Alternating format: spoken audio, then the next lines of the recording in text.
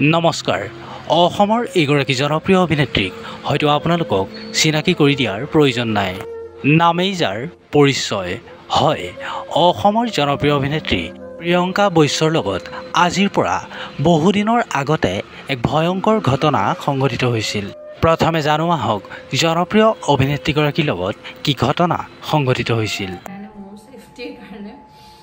আৰু যাতে কোনো এনেকুৱা ধৰণৰ বস্তু ফেস নকৰে এজু কৰো আপোনালোকে হেতু যাও চেক কৰিব পাৰে কথাটো হ'ল যে কি শুটত গৈছিল আমাৰ ইন্ডাস্ট্ৰিৰ লেডি এগৰাকী মুটকে বয়সত ডাঙৰ বহুতখিনি ডাঙৰ ভালেখিনি ডাঙৰ বহুত ৰেসপেক্ট কৰিছিল তেতিয়া মই কওঁতে আৰু ক'লে ঠিক আছে মই 10 মিনিটত মোৰ 10 মিনিট লাগিব কথাখিনি পাতোতে 10 মিনিটত মই তোমাক 1 লাখ টকা এটা দিয়াই দি আছো দেন মই ভাবিছো মোৰ কাৰণে 1 লাখ টকা এটা বহুত ডাঙৰ এমাউন্ট হয় 1 লাখ টকাৰ কাম দিব 10 মিনিটত দিস ইজ ভেৰি ষ্ট্ৰেঞ্জ বহুত আচৰিত কথা মোৰ কাৰণে তাৰ পিছত মই কলো যে কি ঠিক আছে আপুনি আহক লগ পাই মই কথা পাতি লম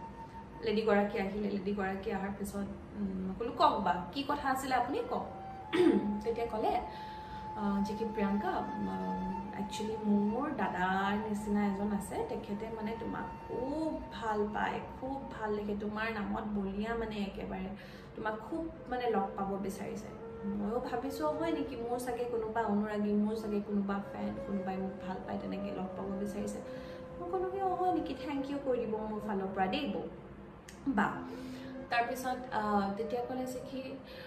তোমাক মানে একদম লগ পাবই বিচাৰিছে বুইছানে তেখেত ইয়াতে নাথাকে তেখেতৰ BMW আছে মাৰ্সিডিজ আছে আৰু তেখেত ইয়াতে নাথাকে কোনোৱে গম নাপায় তুমি লগ পালে আৰু মুজে এতিয়া কৈয়ে পঠিয়াইছে জানানে যে কি তোমাক এতিয়াই মানে 1 লাখ টকা এটা দি দিবলে খালি লগ কৰিব লাগে আৰু মানে কোনোৱে গম নাপায় তুমি একদম টেনচন নলবা মই কৈছো ৰব মানুহটো লগ পালে 1 লাখ টকা মোক কেলে দিব আৰু কি ৰিজনত কি দৰকাৰত মানে এনেকুৱা ধৰণৰ কথাবোৰ আপুনি মোৰ লগত কৈ আছে মই একচুয়ালি একো নাই বুজা দিস ইজ ভেৰি ৰং আৰু কোনো গম নাপাব মানে কি কোনো গম নাপাব এনেকুৱা ধৰণৰ আপুনি মোক এটা ষ্টেটমেন্ট দিছে ডেফিনেটলি মই মোৰ ফ্যামিলি বা মোৰ ফ্ৰেন্ড যিখিনি ক্লোজ মানে মই শেয়াৰ কৰিম ডেফিনেটলি মোৰ কিবা এটা ৰং লাগি আছে